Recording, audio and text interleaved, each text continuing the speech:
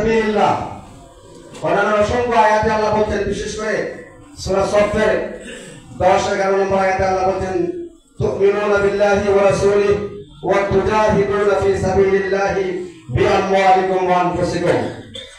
3 নম্বর পরিচয় হচ্ছে আমরা হিজবুল্লাহ, আল্লাহর দলের অন্তর্ভুক্ত। সূরা মাইদার 56 নম্বর আয়াত এবং সূরা মুজাদালার 22 নম্বর আয়াতে আল্লাহ রাব্বুল আলামিন বলেন, উলাইকা হিজবুল্লাহ আলা ইন্না হিজবাল্লাহি হুমুল মুফলিহুন। 4 নম্বর পরিচয় আমরা সাহিবে রাসূলুল্লাহ। সূরা তাওবা 40 নম্বর আয়াতে আল্লাহ রাব্বুল আলামিন বলেন, ইদহুমা ফিল গার ইদ ইয়াকুলু লিসাহিবিহি লা তাহজান ইন্নাল্লাহা মা'ানা। আমরা এই শক্তি নিয়ে, আল্লাহ আমাদের সাথে আছেন, এই শক্তিটা সঞ্জীবনী শক্তি নিয়ে আমরা ইসলামী আন্দোলনের জন্য জীবন বাজি রেখে কাজ করছি ইনশাআল্লাহ। প্রিয় ভাইয়া, বাংলাদেশ জামাত ইসলামী 4 দফা কর্মসূচি নিয়ে কাজ করছে। এই মুহূর্তে আমরা মনে করতেছি নির্বাচনটা খুবই গুরুত্বপূর্ণ, মাঠ গরম করা হয়ে গেছে। জামাত ইসলামের 4 নম্বর কাজ হচ্ছে নির্বাচন। 1 নম্বর কাজ জামাত ইসলাম গঠিত হচ্ছে আল্লাহর জমিনে আল্লাহর দ্বীনের দাওয়াত, নবীদের আদর্শ গ্রহণ করার জন্য দুনিয়ার সমস্ত মানুষ এবং বিশেষ করে মুসলমানদেরকে আল্লাহর দাসত্ব গ্রহণ করার এবং আল্লাহর রাসূলের আনুগত্য গ্রহণ করার আহ্বান জানায়। 2 নম্বর কাজ হচ্ছে যারা এই দাওয়াতের মধ্যে এই আহ্বানে সাড়া দিবে, তাদের বিশেষ করে মুসলমানদের চরিত্র থেকে কর্ম বৈষম্য, কথা বৈষম্য, আচরণগত বৈষম্য অর্থাৎ মুনাফিকি দূর করে খাঁটি ঈমান আনার আহ্বান জামাত ইসলাম করায়। 3 নম্বর দাওয়াত হচ্ছে জামাত ইসলাম সংঘবদ্ধ প্রচেষ্টার মাধ্যমে বাংলাদেশ থেকে অন্যায়, অবিচার, জুলুম, নির্যাতন, নিষ্পেষণ দূর করে একটি ন্যায় ইনসাফ ভিত্তিক রাষ্ট্র প্রতিষ্ঠার জন্য সংঘবদ্ধ প্রচেষ্টা চালানোর আহ্বান জানায়। জামাত ইসলামের 2য় দফা কর্মসূচি হচ্ছে এই দেশের মানুষ যারা দাওয়াতে সাড়া দিবে তাদেরকে সংগঠিত করা এবং দ্বীন এবং কোরআন সুন্নাহর আলোকে একটি প্রশিক্ষিত জনশক্তি রূপে রূপান্তরিত করার কাজ জামাত ইসলাম করে। জামাত ইসলামের 3 দফা কর্মসূচি হচ্ছে 3য় দফা, এই দেশের সমস্ত মজলুম, অসহায় নর-নারী যারা অসন্তরে সামাজিকভাবে নিগৃহীত, নিষ্পেষিত হয়েছে, সামাজিক সেবার মাধ্যমে জামাত ইসলাম বিভিন্ন ধরনের ওয়েবস তৈরি করার মাধ্যমে এই জাতিকে মানব সেবা করার সন্তুষ্টি অর্জন করতে চায়। 4th কর্মসূচি হচ্ছে রাষ্ট্রীয় সংস্কার এবং সংশোধন, যেটা ইলেকশনের মাধ্যমে ইনশাআল্লাহ এই দেশের মানুষকে নিয়ে জামাত ইসলামী দ্বীন প্রতিষ্ঠার দায়িত্ব নিয়েছে ইনশাআল্লাহ। বিসমিল্লাহ, আল্লাহ তৌফিক দান করলেন আমরা আমাদের মিশনের কিয়ামত পর্যন্ত দাঁড়িয়ে থাকবো। দ্বীন প্রতিষ্ঠা করে দেওয়ার কাজ আল্লাহর, কিন্তু আমাদের কাজ হচ্ছে ঈমানের সাথে, হিম্মতের সাথে, নিজের নৈতিক চরিত্র এবং আদর্শের সাথে যেন আমরা দ্বীনের দাওয়াতকে পৌঁছে দিতে পারবেন তো ইনশাআল্লাহ। জামাত ইসলামী কার্যক্রমে কাজ করে না, ইসলামী ছাত্র শিবির জামাত ইসলাম শাহাদাতের ভয় দেখায় না।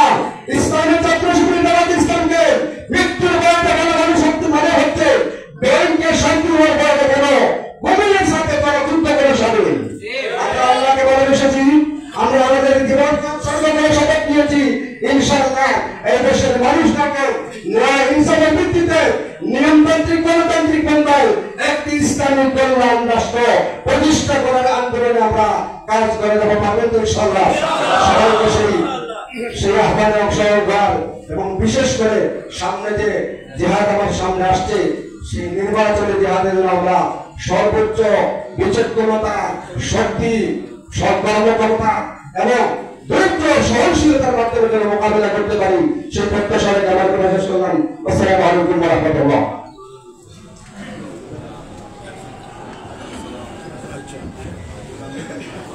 সংগ্রামী উপস্থিতি,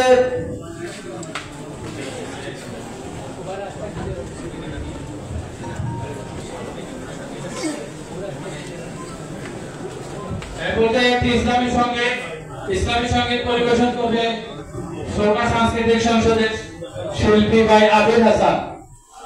আবির হাসান আসেন কি?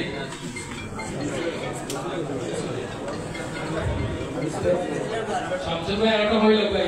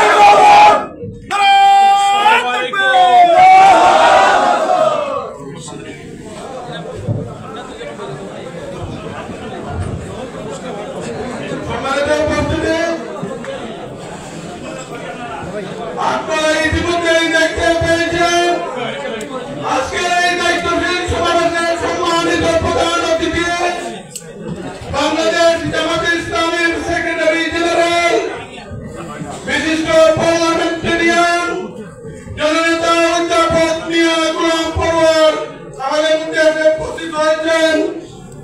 আজকে তাই সমাবেশের প্রধান বক্তা হিসেবে আর উপস্থিত হয়েছেন বাংলাদেশ জামাত ইসলামের কেন্দ্রীয় নির্বাহী পরিষদের অন্যতম সদস্য ঢাকা মহানগরী উত্তরের সংগ্রামী আমির এবং সিলেট ৬ আসনের আগামী দিনের কেন্দ্রে জাতীয় সংসদের সদস্য পদপ্রার্থী জননেতা মোহাম্মদ সলিমুদ্দিন, আমরা সম্মানিত মেহমানবৃন্দকে আসন গ্রহণ করার জন্য সবিনয় অনুরোধ করছি। সম্মানিত উপস্থিতি, এরপর যে আজকের এই দায়িত্বশীল সমাবেশে বিশেষ অতিথির বক্তব্য নিয়ে আসছেন বাংলাদেশ জামাত ইসলামের কেন্দ্রীয় মন্ত্রিসভার অন্যতম সদস্য সিলেট জেলা শাখার মোহতারাম আমির, বিশিষ্ট ইসলামী চিন্তাবিদ, আগামী দিনে সিলেট ১ আসনের জাতীয় সংসদ সদস্য পদপ্রার্থী আমাদের ক্লাব পঞ্চায়েত কৃতি সন্তান জননেতা মৌলানা হাবিবুর রহমান, জননেতা মৌলানা হাবিবুর রহমান।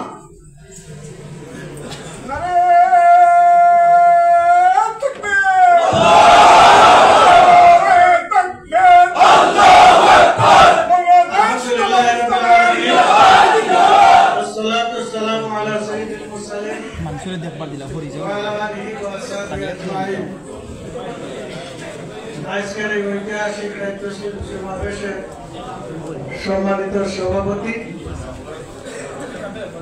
সম্মানিত আজকে প্রধান অতিথি বাংলাদেশ জামাত ইসলামের কেন্দ্রীয় সেক্রেটারি জেনারেল সাবেক এমপি মিয়া গোলাম পরোয়ার সাহেব, আজকে প্রধান বক্তা এবং আমাদের অত্যন্ত প্রিয় এই সিলেট ৬ আসনে বাংলাদেশ জামাত ইসলামী কর্তৃক মনোনীত প্রার্থী ভাই উপস্থিত নেতৃবৃন্দ, আমার প্রাণ প্রিয় দায়িত্বশীল ভাই, আসসালামু আলাইকুম ওয়া রাহমাতুল্লাহ। আসলে আল্লাহ সাল্লাল্লাহু আলাইহি সাল্লাম 13টি বছর মক্কায় কাজ করেছেন, লোক তৈরি করেছেন, কিন্তু ওই মক্কার জনগণ তাকে সমর্থন দেয় নাই। সেজন্য এখানে একটি ইসলামী সমাজ বা রাষ্ট্র প্রতিষ্ঠা করা তার পক্ষে সম্ভব হয় নাই। কথাটা ঠিক কিনা বলেন? কিন্তু এই তৈরি লোকদেরকে নিয়ে মদিনায় হিজরত করেছেন। এর আগে কিছু প্রেক্ষাপট মদিনায় লোক তৈরি করার জন্য তৈরি হয়েছিল, যেটা হলো বায়াতে আকাবা প্রথম, দ্বিতীয় এবং তৃতীয় বায়াত। এর মাধ্যমে সেখান থেকে লোক এসে আল্লাহ রসুলকে সমর্থন দিয়েছিল এবং তারা শেষ পর্যন্ত বলেছিলেন যে আমাদের সাথে একটি দল দেন যারা এই দাওয়াতের কাজ করবে, এইটার জন্য ক্যাম্পাস করবে, আমরা মদিনাকে তৈরি করতে পারি, মদিনার জনগণের সমর্থন যাতে আদায় করতে পারি এবং সেখানে হিজরত করলে পরে যাতে আপনি একটি ইসলামী রাষ্ট্র প্রতিষ্ঠিত করতে পারেন। সেই জন্য মুসাব রাদিয়াল্লাহু তাআলা আনহুর নেতৃত্বে একটি দল মদিনায় তাদের সাথে দিলেন, যারা যাওয়ার পরে এমন কোনো ঘর ছিল না যে ঘুরে ক্যাম্পাস করেন নাই, দাওয়াত দেন নাই।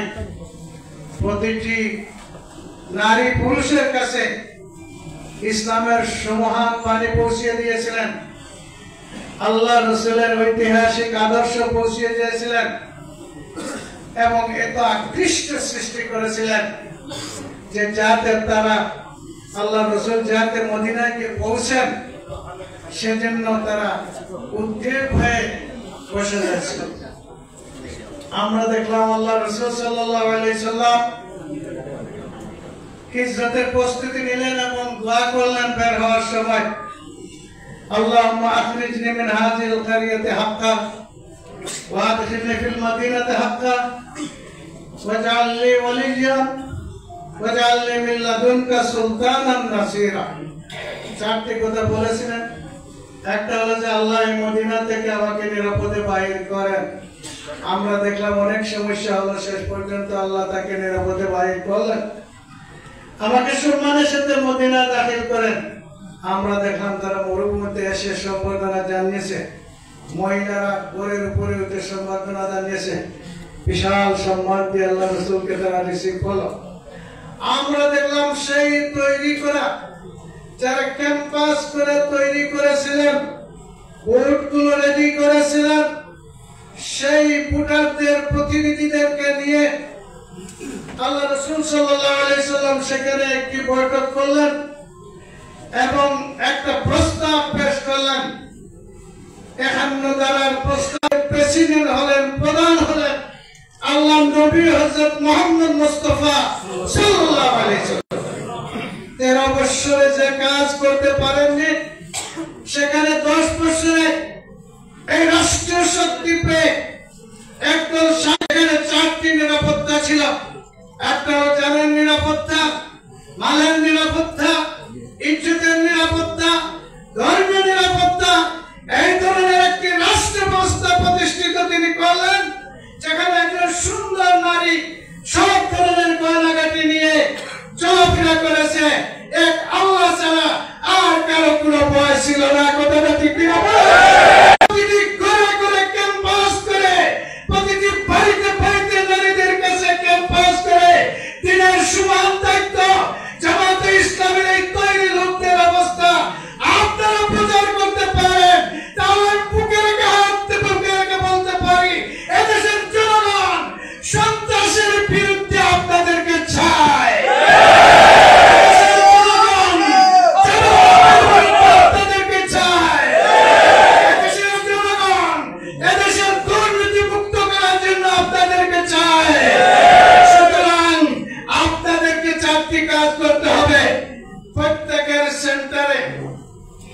যা দরকার সময় সেটা দিতে হবে, এটাই মালের কুরবানি। যাকে নিয়ামত, এজন্য তাকে যদি পার্লামেন্টে আপনারা পাঠাতে পারেন, তাহলে এখনো সেক্রেটারিয়েটের সকল স্থান তার পরিচিত, সবার সাথে পরিচিত। তাই আপনাদেরকে জামাত ইসলামী এই ধরনের নেতৃত্বের মাধ্যমে ডাক্তার শফিকুর রহমানের নেতৃত্বে এ দেশবাসীকে একটি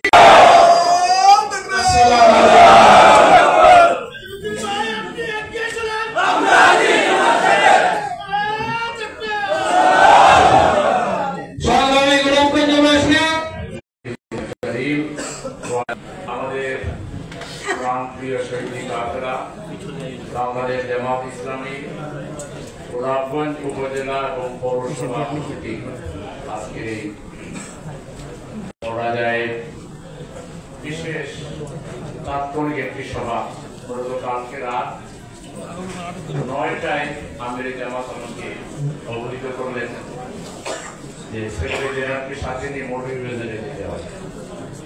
আমি তখন একটা প্রোগ্রামে বক্তব্য দিচ্ছিলাম, 3 দফা উনি আমাকে ফোন দিয়েছেন, 3টা ফোনও রিসিভ করা হয়েছে। আমি যখন জানলাম যে সেক্রেটারি জেনারেল মোটিভেশন আসবেন, এরপরে আবার আমাদের একটা মিটিং দেখলাম যে কথা বলা যাবে না, এই জন্য ফোনে ওনাকে জিজ্ঞেস করলাম যে আপনি তো কোথাও না কোথাও যাত্রা বিরতি করতে হবে, আমি রোডটা এইভাবে করতে চাচ্ছি, জ্ঞানী বাজার হয় আপনি সিলেট আসতে হবে, আপনার জ্ঞানী বাজার হয়ে গোলাপগঞ্জে যেতে হবে। উনি অনুরোধ করছেন আমার শরীরটা বেশি ভালো না, আপনি একটা আয়োজন করবেন যেখানে করেন। আসলে এত কথা বলারই সুযোগ পাইনি, শুধু নাটুর থেকে জানাইছিলাম যে সেক্রেটারি যাবেন, আপনারা দেখেন মানে কি করা যায়। আমি সফরবাহী ওদিকে বলে রাখছিলাম যে আপনারা কোনো প্রোগ্রাম নেবেন কিনা, আপনি একটু সমন্বয় করেন সবার সাথে। আমি আর এরপরে 11টা পর্যন্ত ফোন বন্ধ করেছি, কারণ আমার আর ফোন করার সুযোগ ছিল না। সম্মানিত আমির জামাতের সভাপতিত্বে একটা গুরুত্বপূর্ণ একটা মিটিং ছিল, সেক্রেটারি ছিলেন, আমি ছিলাম। রাত 11টায় পরবর্তী ফোন যখন ওপেন করছি তখন আর কারোর সাথে কমিউনিকেট করার কোনো সুযোগ ছিল না। সকালে জানতে পারলাম যে এইভাবেই হয়েছে, 2 উপজেলায় 2টা। তো সেক্রেটারি বললেন আপনারা না রিকোয়েস্ট করেছিলাম, আমরা যদি রিকোয়েস্ট বলারও আমি চান্স পাইনি, আমরা যে বলবো তাদেরকে 2টা মিলে একটা করেন, এটাই তো আমি আর চান্স পাইনি। আমি এইটুকুই বলতে পেরেছিলাম। তো আলহামদুলিল্লাহ সেক্রেটারি হজ থেকে আসছেন দীর্ঘ সফর করে, তিনি আসলেই ক্লান্ত। তার নিজেরও নির্বাচনী এলাকা আছে। সেক্রেটারি জেনারেল হওয়ার কারণে সেক্রেটারি জেনারেল ঢাকা মহানগরী আমরা হইলাম সকল কমিটির, উনি হলেন নেতা, আমরা হইলাম সদস্য। এমন কোন কমিটি নাই যে কমিটিতে আমাদের বসতে হয় না।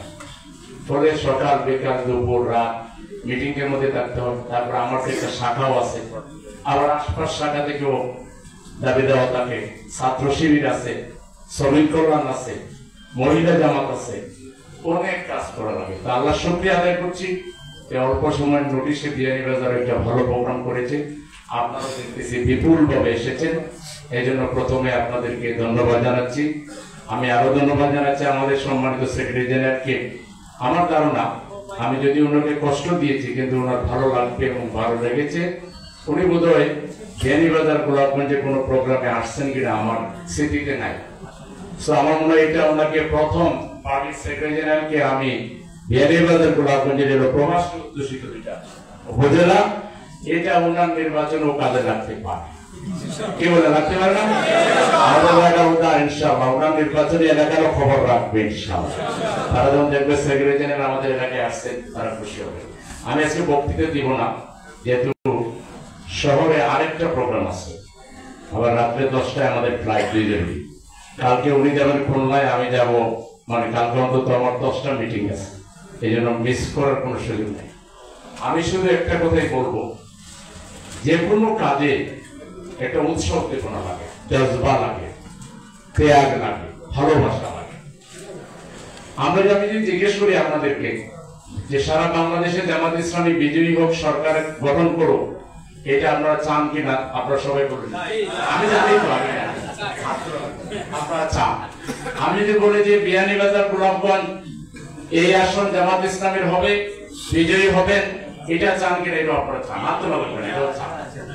কিন্তু আমি যদি বলি আজকে সেক্রেটারি জেনারেল যে কথা বলবেন, আমাদের প্রিয় নেতা মাওলানা হাবিবুর রহমান সাহেব যা বললেন, এই কথাগুলো বাস্তবায়ন করার জন্য যদি আগামী 7-8 মাস আপনাদেরকে সর্বোচ্চ কোরবানি পেশ করা লাগে, এবং সেটা কালকে থেকে আপনাদের সময়ের কোরবানি, শ্রমের কোরবানি, মেধার কোরবানি, অর্থের কোরবানি, আপনাদের বংশ বুনিয়াদ, আভিজাত্য, শিক্ষা দীক্ষা, এটা সেটা নানা যা পেঁচাল গ্রামে গঞ্জে নানাভাবে থাকে, ঝগড়া জাতি নিজেদের মধ্যে কিছু মনোমালিন্য থাকে, সব দুপায়ে দলিত মদিত করে 54 বছর এই জাতির উপরে যারা শোষণ করেছে নেতৃত্বের নামে, রাজনীতির নামে, আমাদের জনগণের অধিকার যারা কেড়ে নিয়েছে, আমাদের আলেম সমাজের উপরে যারা অত্যাচার চালিয়েছে, বিশেষ করে এদেশের সবচেয়ে সুশৃঙ্খল দায়িত্বশীল আমানতদার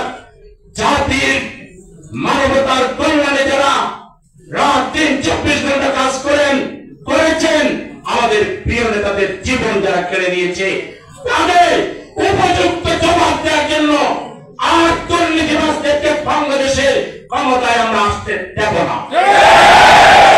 আমরা শোষকদেরকে বাংলাদেশের ক্ষমতায় এক মুহূর্তের জন্য আমরা দেখতে চাই না। সেই প্রতিশোধ যদি নিতে চান, 8 মাসের জন্য প্রয়োজনে রোজা রাখবো, 3 বারে 3 ওয়াক্তে একবার খাবো, আমাদের পকেটে পয়সা জমায়া আমরা গরিব মানুষকে সাহায্য করব, গ্রামে গ্রামে, পাড়ায় পাড়ায়, মহল্লায় মহল্লায়, সেন্টারে সেন্টারে আমরা জাগরণী কমিটি গঠন করব।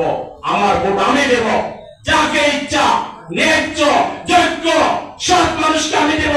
এই জায়গায় যদি কেউ অন্যায় কোন ধরনের পাওয়ার খাটানোর চেষ্টা করে, কোন ধরনের আমাদের উপরে কিছু চাপানোর চেষ্টা করে, আমরা আমাদের সর্বশক্তি দিয়ে শাহাদাতের তামান্না নিয়ে ষড়যন্ত্রকারীদের ষড়যন্ত্রকে রুখে দিয়ে বিজয় আমরা ছিনিয়ে আনবো। এর জন্য যে ধরনের ত্যাগ স্বীকার করা দরকার, কালকে থেকে সেই ত্যাগের জন্য কি আপনারা রাজি আছেন? রাজি আছেন? হাত ধরে দেখেন। এ ওয়াদা মনে থাকবে ইনশাআল্লাহ, ওয়াদা মনে থাকবে ইনশাআল্লাহ। তাইলে এখন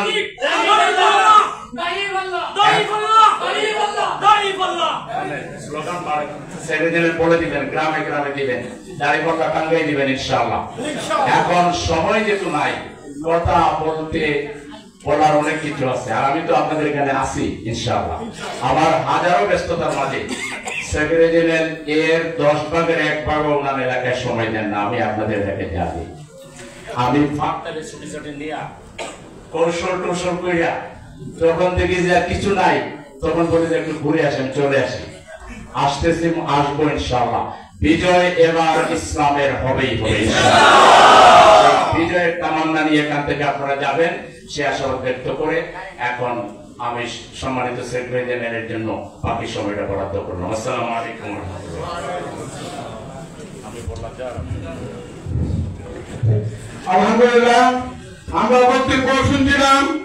গোলাপগঞ্জ বিয়ানীবাজারের প্রতিটি জনগণের হৃদয়ে তিনি স্থান করে নিয়েছেন। ইতিমধ্যে গোলাপগঞ্জ বিয়ানীবাজারের আনাচে কানাচে তিনি ওনার পদচারণায় মুখরিত করে রেখেছেন। গোলাপগঞ্জ বিয়ানীবাজারের সব জায়গায় তিনি উন্নয়নের ছোঁয়া ছড়িয়ে দিচ্ছেন। আমাদের প্রিয় নেতা আগামী দিনে গোলাপগঞ্জ বিয়ানীবাজারের সংসদ সদস্য পদপ্রার্থী জননেতা মোহাম্মদ সেলিমউদ্দিন সাহেবের কাছ থেকে সম্মানিত উপস্থিতি, এর পর্যায়ে আজকের এই দায়িত্বশীল সমাবেশে প্রধান অতিথির বক্তব্য নিয়ে আসছেন বাংলাদেশ জামাত ইসলামের সম্মানিত সেক্রেটারি জেনারেল, খুলনা ফার্স্ট আসন থেকে বারবার নির্বাচিত সংসদ সদস্য, বিশ্ব ইসলামী আন্দোলনের অন্যতম সিপাহসালার জননেতা অধ্যাপক মিয়া গোলাম পরওয়ার, জননেতা অধ্যাপক মিয়া গোলাম পরওয়ার।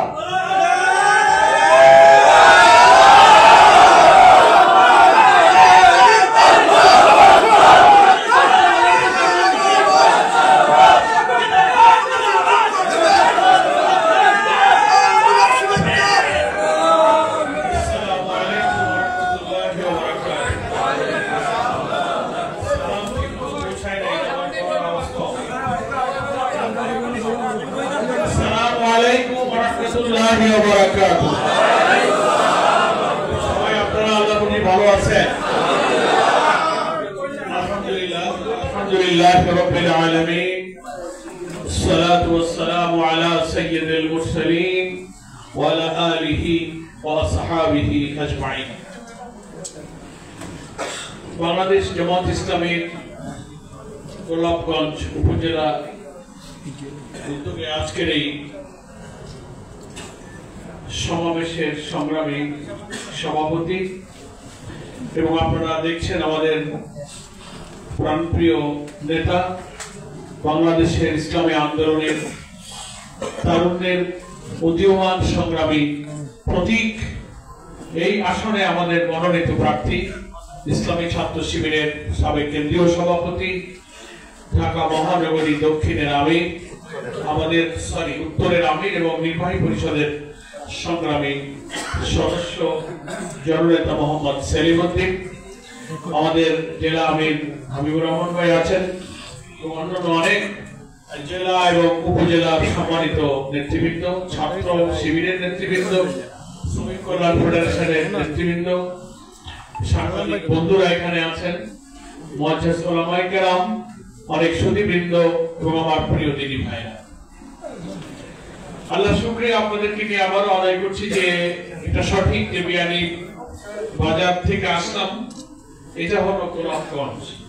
আমি গোলাপগঞ্জ ব্যারিস্টার আব্দুল রাজ্জাক সাহেব রাহিমাহুল্লাহ ওনার বাড়ি তো ছিল। ওই সময়ে প্রথম থেকেই মানে এই গোলাপগঞ্জ একটা উপজেলা, ভালো জায়গা, ওই সময় আমাদের জানা এবং এই এলাকার প্রতি একটা আগ্রহ ওই সময় আমাদের তৈরি হলো। আমার অন্তত আমি ভুল করে গোপালগঞ্জ বলতাম, লেখা হতো, বলা হতো, বলতে বাড়ি কোথায় গোলাপগঞ্জ, আবার বলে কি গোপালগঞ্জ, মানে গোলাপ গোপাল হয়ে যেত।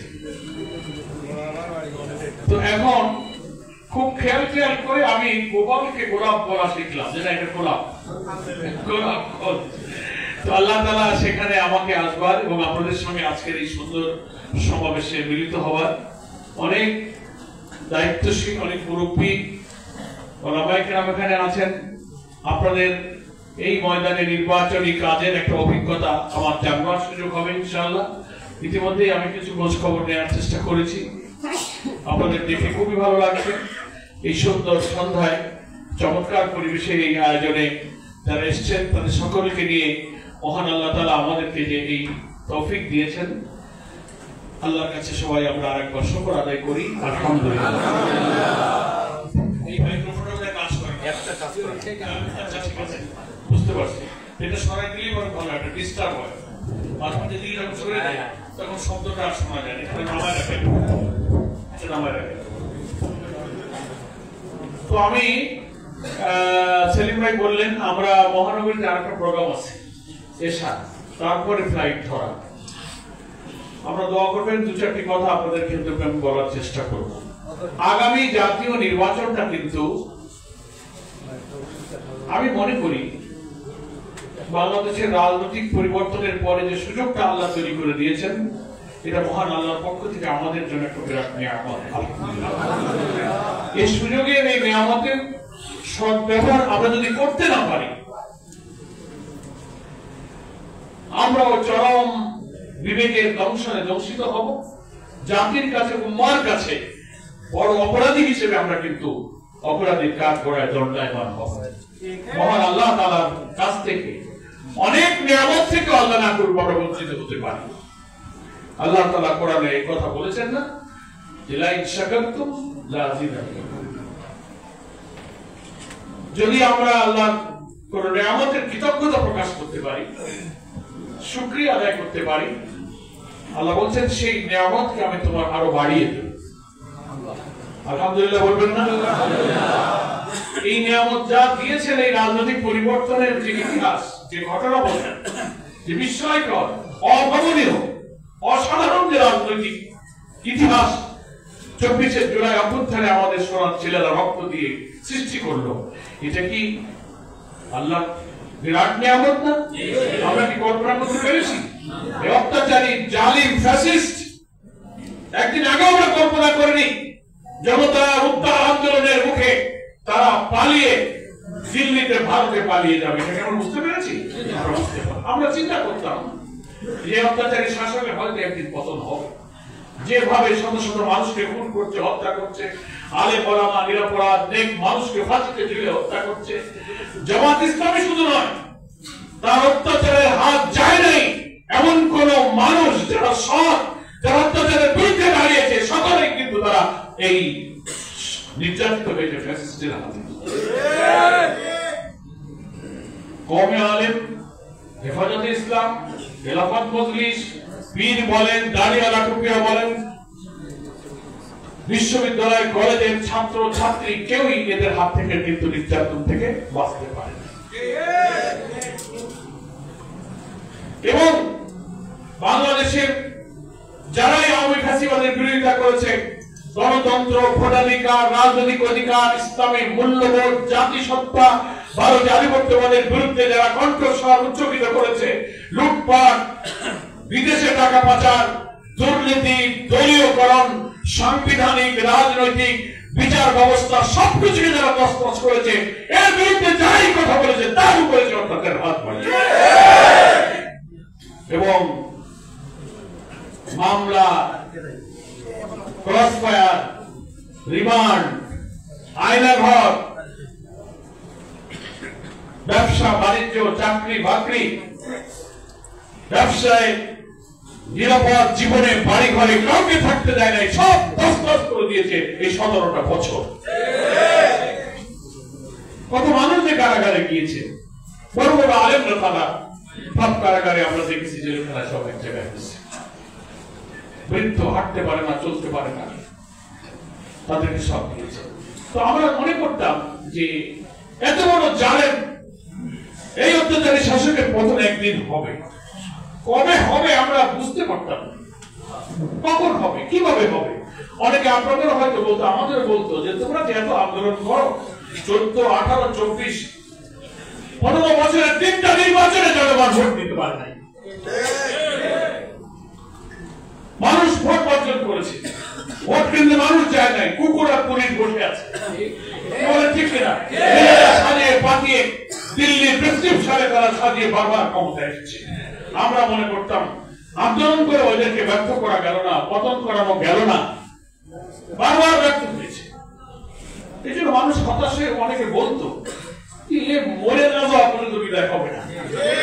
অনেক কথা আছে সেই কথা বলছে, কিন্তু মহান আল্লাহ তাআলার কি ইচ্ছা, আমরা যা ভাবি হয় না, আল্লাহর যা ইচ্ছা তাই হয়। ওমা তাশাউনা ইল্লা আইয়াশা আল্লাহু রাব্বুল আলামিন। আল্লাহ কি চাইলেন? ওর মৃত্যু এখন দরকার নাই, ওকে জীবিত রেখে দিলে তিনি উপলব্ধি করতে হবে আমি কি অপরাধ করেছি।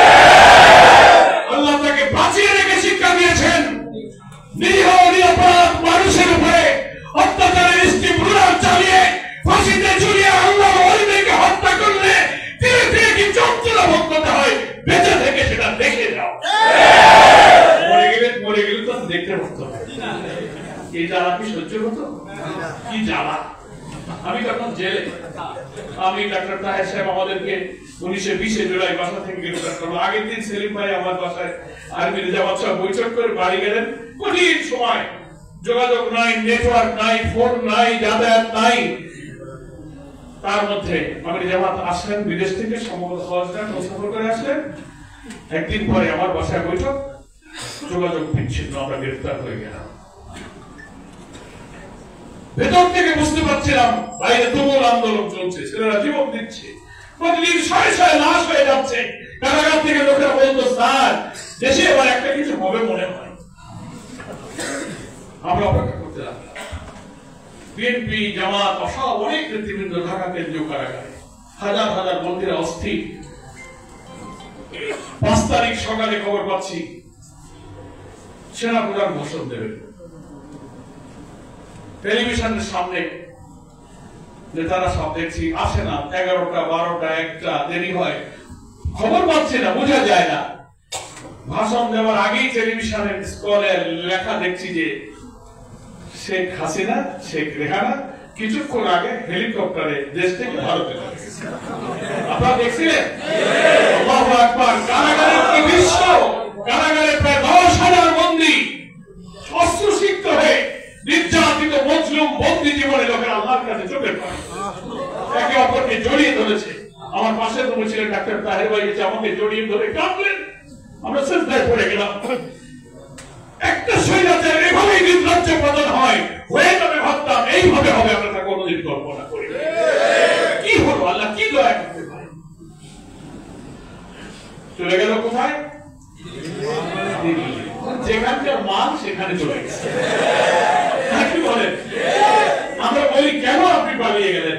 আপনি এত উন্নয়নের জোয়ার, এত টাকা, এত নীতি, আপনি গণতন্ত্রের মানুষ কন্যা, সব নাকি আপনি দিয়েছেন, এত সৎসাহস নৈতিক বল কাজে পালান কেন? পালিয়ে যায় কারা? চোর পালিয়ে যায়, ধর্ষণকারী পালিয়ে যায়, লুটপাটকারী পালিয়ে যায়, হত্যাকারী পালিয়ে যায়।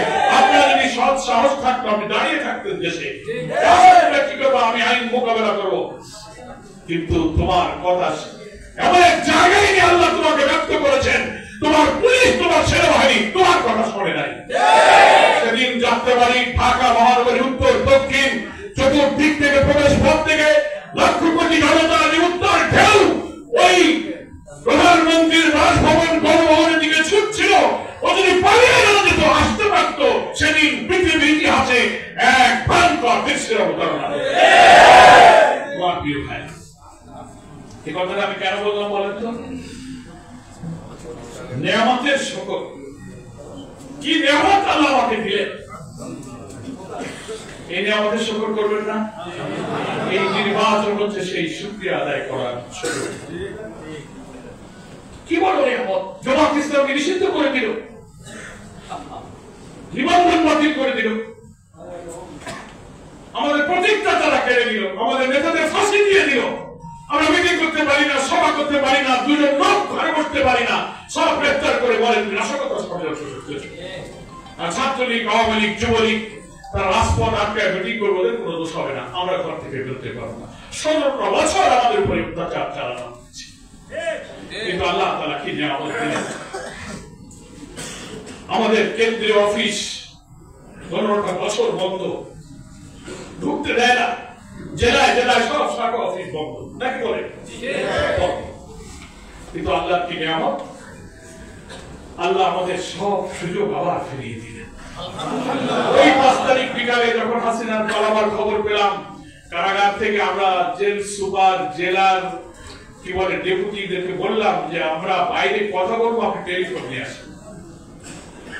আমরা ডিভিশনের মধ্যে বিএনপি জামাতের আপনার সব জায়গা। এখন তো সুপার, জেলার ডেপুটি জেলা তো কাঁপতেছে উপরে, ইংলিশ তো চলে গেছে, এরা রকম ইংলিশের খলিফা কাঁপতে কাঁপতে কয়টা লোক 8টা 9টা ফোন নিয়ে এসেছে জেলের মধ্যে আমাদের রুমে। আলহামদুলিল্লাহ, আমি ফোন করলাম জামাতের নেতাদের কাছে, আপনারা কোথায় আছেন, কি খবর? আমাকে বলা হলো আমির জামাত বঙ্গভবনে রাষ্ট্রপতির মিটিং এ আছেন। আলহামদুলিল্লাহ, কি আবেগ সেই মুহূর্তের কথাগুলো স্মরণ করলে আমি সেজদায় অস্বস্তিতে হই। কারাগারে কত হাজার মানুষ আমরা জীবন কাটতে ভাবতাম এই দিনে কি কোনো অবস্থান হবে না, এমন ভাবে আমি পরামর্শ দিলাম আমাদের এক নেতাকে যে আজকেই আমাদের কেন্দ্রীয় অফিস বন্ধ, ওখানে ওঠা দরকার। আমাকে খবর দিলেন, বলছেন আমার এখন বড় ভাই আমি আমার সিদ্ধান্ত দিয়েছেন আজকে রাতেই বঙ্গভবন থেকে বেরিয়ে ওই অফিসেই প্রথম নির্বাহী বৈঠক হবে। চিন্তা আলহামদুলিল্লাহ, সারা দেশে অফিস খুলে গেল, আপনারা অবাধে বেরিয়ে পড়লেন, মিটিং সভা সব চলতে লাগলো। ঠিক আছে না? শেখ হাসিনা যাওয়ার 4 দিন আগে যে জামাতকে নিষিদ্ধ করলো, শিবির নিষিদ্ধ করলো, 4 দিন পরে আল্লাহ তাকে নিষিদ্ধ করে দিল।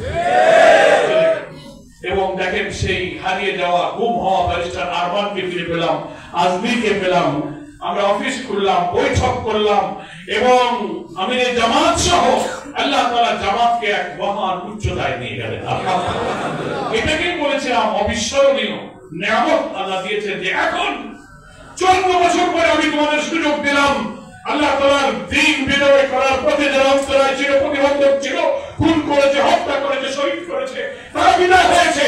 এখন মুবারকের জন্য ইসলামী আন্দোলনের কর্মীরা তোমার জান মাল দিয়ে এই সুযোগকে তোমরা কাজে লাগাও। একটা পরিবর্তনের পর একটা নতুন পরিবর্তন দেশে হবে, সেই পরিবর্তন হবে ইসলামী কল্যাণ রাষ্ট্রের মধ্যে একটা নতুন বিপ্লব হবে। সেই বিপ্লবের জন্য আমাদেরকে প্রস্তুত হতে হবে। সেই বিপ্লব করতে হবে এই জাতীয় নির্বাচনের জনগণের মতামত ভোটের মধ্য দিয়ে আমরা সেই পরিবর্তন। জামাত ইসলামী সবসময় নিয়মতান্ত্রিক পরিবর্তনে বিশ্বাসী। কি বলেন, ঠিক কিনা? হটকারী পন্থায়, চরম পন্থায় বিশৃঙ্খলা সৃষ্টি করে জামাত কখনো ক্ষমতা দখল করার রাজনীতিতে বিশ্বাস করে। সেইভাবেই আমরা প্রস্তুতি নিচ্ছি। অন্তর্বর্তীকালীন সরকারকে আমরা কথা দিয়েছি যে আমরা আপনাদেরকে সহযোগিতা করব, কিন্তু আপনি নিরপেক্ষ থাকবেন, কোন দিকে আপনি ঝুঁকবেন না, শির উঁচু করে সোজা থাকবেন। মাঝে মাঝে তার কিছু ভূমিকায় জনগণের মধ্যে প্রশ্ন তৈরি হচ্ছে, নাকি বলেন? এই জন্য আমরা সাবধান করেছি, সতর্ক করেছি। উনি কথা দিয়েছেন যে আমি ঠিক আছি, ঠিক থাকবো। আল্লাহ নাম তো কবুল করুন, ঠিক আছে? কারণ উনি তো জাতিকে কথা দিয়েছেন নিরপেক্ষ থাকবেন। তা আমরা আশা করি ভালো খবর আমাদের মধ্যে আছে। বাংলাদেশের ইসলামী দল, আলেম উলামারা আলোচনায় অনেক এগিয়ে গিয়েছে যে আগামী নির্বাচনে আমাদের মধ্যে একটা ইসলাম পন্থী আরো ছোট ছোট দলের মধ্যে সমঝোতা হতে যাচ্ছে ইনশাআল্লাহ। বলেন ইনশাআল্লাহ। আমরা সিদ্ধান্ত নিয়েছি একটা আসনে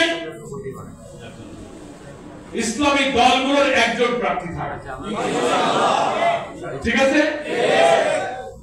ফলে আমরা এই বিয়ানীবাজার গোলাপগঞ্জ আসনে আমাদের প্রিয় নেতা, আপনাদের এই মাটির কৃতি সন্তান জননেতা সেলিম উদ্দিন, যিনি আমাদের আন্দোলনের তারুণ্যের এক অদম্য শক্তি, ঢাকা মহানগরীর দায়িত্বে থাকার কারণে তিনি সেই মহানগরীর কাজেও এক অসাধারণ পরিবর্তন করে সূচিত করেছেন। আলহামদুলিল্লাহ, সময় কম পেলেও যা উনি আসছেন, আমি মনে করি আপনাদের আকাঙ্ক্ষা পূরণ করে জামাত যথার্থ নেতাকেই এখানে প্রার্থী হিসেবে মনোনয়ন দিয়ে আপনাদের এই নিয়ামতের শুকরিয়া আদায় করার অর্থ কিন্তু শুধু আলহামদুলিল্লাহ বলা না।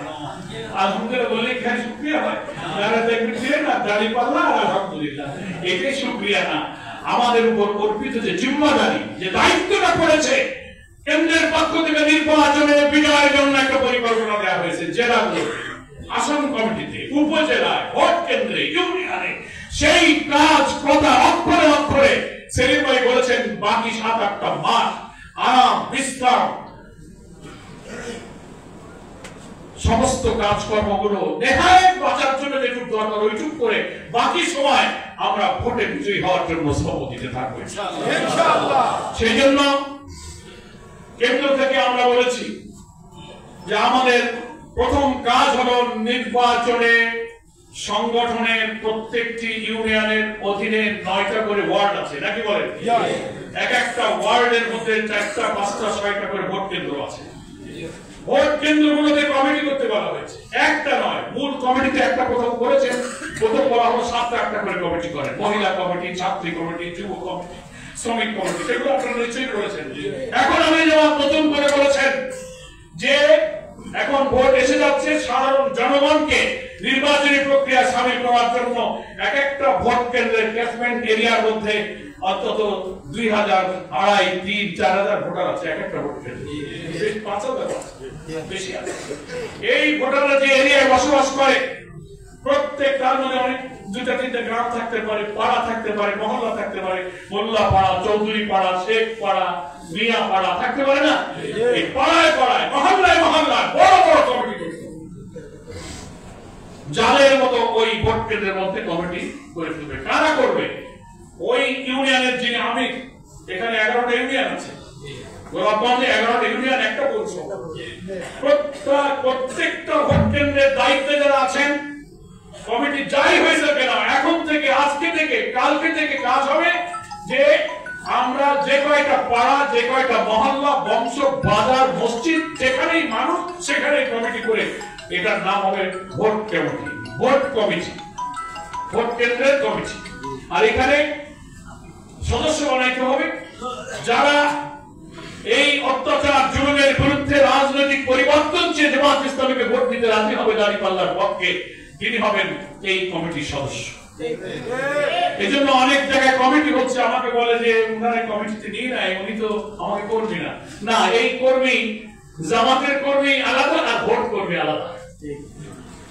এই দুই কর্মীকে এক করা যাবে না। কথা বোঝাতে পারছি? জামাত ইসলামের কর্মী হতে গেলে 5টা শর্ত লাগে, জানেন তো? রিপোর্ট রাখো, বৈঠকে যাও, দাওয়াতি কাজ করো, সমাজ সেবা, অনেক কাজ আছে না। কিন্তু যদি এই কাজ না করে, নির্বাচন সমাজ পরিবর্তনের লক্ষ্যে সে এই পক্ষে ভোট দিতে চায়, সে যদি নামাজ পছন্দ চালু করে না, একটু ঢিলা ঢালা আছে, অন্য অসুবিধা আছে, মাঝে মাঝে ফাঁক পাইলে 2-1টা সিগারেট টান দেয়, কারণ আপনি বলবেন যে বাইরে তো কমেন্ট নিয়ে আসবে তো সিগারেট খায় না, তাইলে হবে না তো। আপনার সিগারেট খাওয়া লোকের ভোটও লাগবে, না খাওয়া লোকের ভোটও লাগবে, বাদ দিলে তো হবে না। আপনি কি জামাতের কর্মীর ভোটে আপনি এমপি হতে পারবেন? আপনি বুটে মজুর, কুলির, নামাজ পড়া না পড়া, সিগারেট খাওয়া না খাওয়া, গাঁজা আর ভোটার বন্ধু একটা যারা খায় ওদেরও ভোট মধ্যে লাগবে। গাঁজা না খাইতে অনুরোধ করবো আর কমিটিতে সদস্য বানাবো, বাবা ভালো হয়ে যা তো আর আল্লাহর পথে ভোট দেন, তোর গুনাহ মাফ হবে, তুই কমিটির সদস্য। কথা বুঝতে পারছেন তো? উৎসাহিত করবো না, ভালো কাজের দিকে ডাকবো আর কমিটির সদস্য বানাবো। প্রত্যেকটি ভোট কেন্দ্রে, গোলাপগঞ্জে যে কয়েকটা গ্রাম, পাড়া, মহল্লায় একাধিক 8টা-10টা কমিটি করবেন। এক এক কমিটিতে 40, 50, 100 জন লোক করেন। সভাপতি 1 জন, সহসভাপতি 10 জন, সেক্রেটারি 1 জন, সহসেক্রেটারি 10 জন। যত বানাবেন বড় বড় পদ দেবেন, লোকেরা ভালোই তো আপনি কমিটি সভাপতি দিয়েছে, কিন্তু আমাদের আমার দায় আছে, প্রথমে আমার আস্তে আস্তে বাড়াও, কিন্তু এখন সভাপতি থাকবে। এই কমিটি প্রত্যেক ভোট কেন্দ্রে হইতে হবে, রাজি আছেন কিনা? এটা হলো গণ কমিটি, ভোট কমিটি। আর এই কর্মী যে হবে এর নাম হবে ভোট কর্মী। আর এই 5 শর্ত যে পূরণ করবে সে হবে জামাত কর্মী। একদিন এই ভোট কর্মী কিন্তু ইনশাআল্লাহ আবার জামাতের কর্মী হবে। এই যে জাল পাঠাইলাম, এই জাল দিয়ে মাছ ধরো, আস্তে আস্তে টেনে টেনে আমরা জামাতের ঘরে নিয়ে আসি। এই কৌশল বুঝতে পারলেন?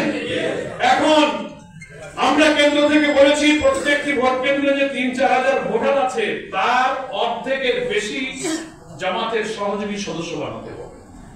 জামাতের সহযোগী সদস্য ফরম পূরণ করা মানে হলো তিনি দাঁড়িপাল্লার ভোটার পেয়ে, কি এটা বোঝা যায়? এখন আপনারা জরিপ করেন, আপনার ভোট কেন্দ্রে আপনি যে সদস্য সভাপতি আছেন, আপনার কি ভোটারের অর্ধেকের সদস্য হলো কিনা, সবাই হলো কিনা, এই চেষ্টা এখনো অনেক জায়গায় হয়ে পারে নাই, কম আছি আমরা, ঠিক আছে না? জিততে গেলে আমাদের এটা পূরণ করতে হবে। সেজন্য আমি ওই বিয়ানীবাজারও করে আসছি, আপনাদেরকে আমি এই কাজটা দিয়ে যাচ্ছি। কি এই যে কমিটিগুলো করে ফেলবেন, এই যে আজকে মাসের কয় তারিখ? 19 মাস যাইতে কয়দিন আছে? 10 দিন। জুন মাস যাওয়ার আগে 10 দিনের মধ্যে প্রত্যেকটি ভোট কেন্দ্রে পড়ায় পড়ায় ডাকবেন, একটা মিটিং দেবেন, বিকালে কি সকালে কি সন্ধ্যায়, চানাচুর মুড়ি খাওয়াবেন, সিঙ্গারা বিস্কিট খাওয়াবেন, দিয়ে একটা কমিটি পরামর্শ করে নিয়ে নাম করে দেবেন। 50 জনের কমিটি, 20 কমিটি, জামাত ইসলামী নির্বাচনী কমিটি। আমার কথা খেয়াল আছে? বানায় দেবেন। এই কমিটি গঠনের কাজ 10টা কমিটি হোক, 5টা হোক, 20টা হোক, প্রত্যেক পাড়ায় মহল্লায় সড়কে এই জুন মাসের 30 তারিখের মধ্যে প্রত্যেক ভোট কেন্দ্রের একাধিক কমিটি গঠন করে ফেলতে হবে। ইনশাআল্লাহ রাজি আছেন? এখন এই কমিটির যারা সদস্য হবে, নামাজ একটু কম পড়া, অন্যান্য দুর্বলতা থাকলেও সেসব গুনাহ ভুল ত্রুটি আল্লাহ মাফ করে দিন, কিন্তু তাকে মহব্বত করে সম্পদে আনার জন্য খাতির বাড়াবেন, ঠিক আছে? আর জামাতের যে সহযোগী সদস্য ফরম আছে না, দেখছেন তো? দাওয়াতি অভিযান আমরা শুরু করেছি। এক একজন সদস্যকে, কোন সদস্য? ওই ভোট কমিটির সদস্য। 100, 150, 200 সদস্য হয়ে যাবে আপনার ভোট কেন্দ্র এলাকায়, হবে না? 4000 মানুষের মধ্যে আপনি 100 জনের কমিটিতে আনতে পারবেন না? তো আপনি ওই সহযোগী সদস্য ফরম এক একজন সদস্যকে 10টা ফরম দিয়ে দেবেন। কয়টা? 10টা ফরম হাতে দেবেন। তুমি আগামী মাসে আবার আমাদের এখানে বৈঠক হবে এই ভোট কেন্দ্রে, 8 মাস 9 মাস আছে। প্রত্যেক ভোট কেন্দ্রে মাসে একবার বসবেন সবাই নিয়ে, মনে থাকবে তো? প্রত্যেক ভোট কেন্দ্রে একটা মাসিক বৈঠক হবে, ওই কমিটির একটা মিটিং হবে। একটু নাস্তা পানি, চানাচুর মুড়ি যা কুলায় হবে, পকেট থেকে দেবেন, ধার করে নেবেন, জেলা আমিরের পকেট থেকে নেবেন, থানা আমিরের পকেট থেকে নেবেন, সংগঠন কিছু দিলে নেবেন, নাই খরচ করে নেবেন, যদি কিছু দেনা পাওনা থাকে পরে আমি দিয়ে দেবো। কিন্তু এইসব মিটিং এ চানাচুর মুড়ি খাওয়াবে, পরে দোয়া কালাম করে ভোট কি করে বানানো যায়। আর এই 10টা করে ফরম আমি তোমাদের দিলাম, তোমরা আগামী বৈঠকে এই 10টা ফরম পূরণ করে জমা দেবা। এটি তোমার কাজ। কোন কমিটির কাজ? Vote committee. ও যদি নামাজ না পড়া করবি হয়, তবে তুমি 10টা, তোমার বন্ধুদের 10টা পূরণ করো, তোমার বন্ধুদের 10টা তুমি পূরণ করো, বলতে পারবেন না?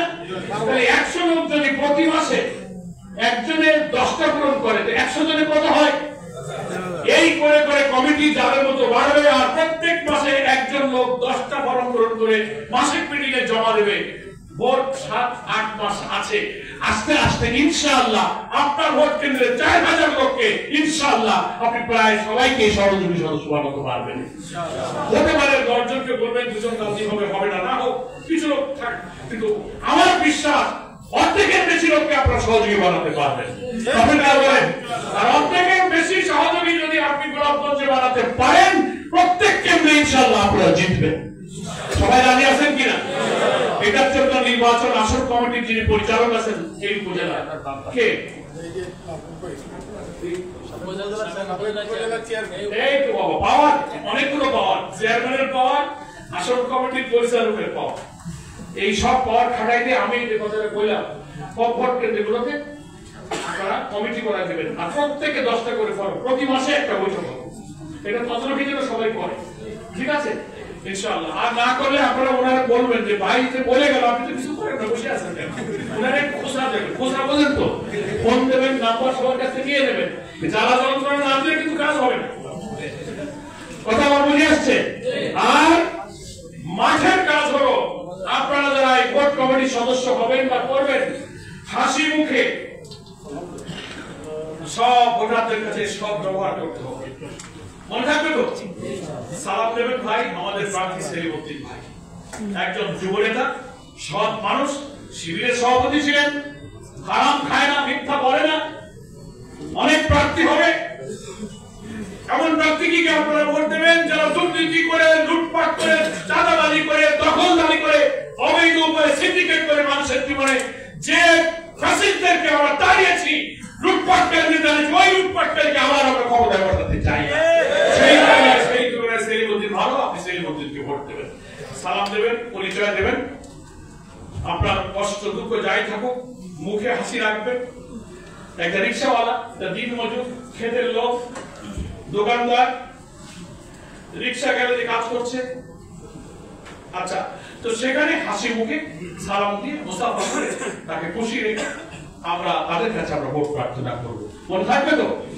তাহলে আমরা, ওরা টাকা দেবে, ভয় দিয়ে অন্তর্জয় করবে, আমরা মানুষের ভালোবাসা দিয়ে অন্তর্জয় করবো।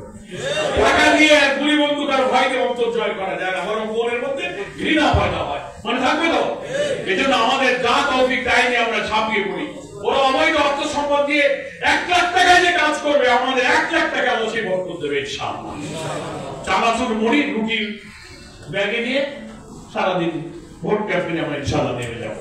এই অভ্যাস আমাদের আছে, আপনারা পারবেন তো? এই গোলাপগঞ্জ থেকে ইনশাআল্লাহ আর বিয়ানী বাজার থেকে আমরা সেলিমউদ্দিন ভাইকে বিপুল ভোটের ব্যবধানে আমরা ইনশাআল্লাহ বিজয়ী করব ইনশাআল্লাহ। এটা দেখতে চাই। আমি প্রথম এসে গেলাম, ভালো খবরটা যদি পাই তো আর একদিন আমি এসে জিজ্ঞেস করবো যে কি কাম হইতেছে কিনা। আর এই উপজেলা চেয়ারম্যান সাহেবের উপর দায় থাকলো, সঙ্গী সাথী টিম নিয়ে আমাদের এই কাজগুলো আপনি তদারকি করবেন, ঠিক আছে? তাহলে দাড়িপাল্লা তো মার্কা নিয়ে গেছিল, আল্লাহ দাড়িপাল্লা আমাদেরকে ফেরত দিয়েছে, নিমন্ত্রণ দিয়েছেন। এখন স্লোগানের মধ্যে মার্কাটা মানুষ ভুলে গেছিল, দাড়িপাল্লাটা চালা দেবেন সব জায়গায়, পাড়ার রাস্তায় দোকানে দাড়িপাল্লা ঝুলা দেবেন। আমাদের এমন একটা মার্কা, সস্তা মার্কা, দুইটা ঝুড়ি খেপবেন, কাগজ দিয়ে মোড়াই দেবেন, একটা দাম দিয়ে দেবেন, ঝুলা দেবেন। এত অল্প পয়সার মার্কা কোথাও নেই। রাস্তার মোড়ে মোড়ে দোকান পাটে বাজারে বুঝবে যে দাড়িপাল্লাটা 8 মাস আগে লেগে গেছে। হ্যাঁ, এই দাড়িপাল্লার স্লোগানে আমাদের দাড়িপাল্লার জোয়ার ঘরে ঘরে তুলতে হবে ইনশাআল্লাহ। অত্যাচারী শাসকের বিদায় হয়েছে, ইসলামের কল্যাণ রাষ্ট্রের মধ্য দিয়ে বঞ্চিত, দুঃখী, অন্নহীন, নিরন্ন মানুষের কান্না দূর করে ইনসাফের বৈষম্যহীন এক বাংলাদেশ তৈরি করার জন্য ডাক্তার শফিকুর রহমান আমাদের আমিরে জামাত এই জনপদের কৃষি সন্তানের ডাকে সাড়া দিয়ে জাতীয় ঐক্য গড়ে তুলে আসুন। সেই মানবিক বাংলাদেশ গড়ার জন্য আমরা বিয়ানী বাজার গোলাপগঞ্জ থেকে সেলিমউদ্দিনকে বিজয়ী করে একটি রক্ত আমরা পার্লামেন্টে উপহার দেবো ইনশাআল্লাহ। আলহামদুলিল্লাহ। এই যে বলেছিলাম আলহামদুলিল্লাহ, শুকরিয়া। এটা যেমন দরকার মাঠের কাজ করে বেশি শুকরিয়া করে ওই নিয়ামত যদি আমরা সকল করতে পারি, আল্লাহ আমাদের আরো অনেক কিছু বাড়িয়ে দেবেন। হ্যাঁ, লাইক শাকারতুম লাযিদান্নাকুম। এই বিজয়ের কৃতজ্ঞতা দিয়ে আল্লাহকে যদি পুরস্কার দিতে পারি, এরপরে ইনশাআল্লাহ ইসলামী সমাজের নিয়ামত আল্লাহ আমাকে আরো বাড়িয়ে দেবেন। আল্লাহ তাআলা আমাদের সকলকে মাফ করুন। আমরা যা বলি আমাদের জীবনে আমল করার তৌফিক দান করুন। ওমা তৌফিকি ইল্লা বিল্লাহ। হাযা মা ইনদি ওয়াল ইলমু ইনদাল্লাহ আলাইহি তাওয়াক্কালতু ওয়া ইলাইহি উনীব। আসসালামু আলাইকুম ওয়া রাহমাতুল্লাহি ওয়া বারাকাতুহু। আলহামদুলিল্লাহ, আমরা আমাদের প্রধান মেহমানের কাছ থেকে যে বক্তব্য শুনলাম, এই বক্তব্যগুলো ময়দানে আমরা এক্সিকিউট করে আমরা আমাদের মঞ্জিলে মসজিদে পৌঁছবো ইনশাআল্লাহ। স্বল্প সময় নোটিশে আপনারা এত উপস্থিতি, এই জন্য আমাদের পক্ষ থেকে আপনাদেরকে অশেষ ধন্যবাদ জানিয়ে আজকে সমাপ্তি ঘোষণা করছি।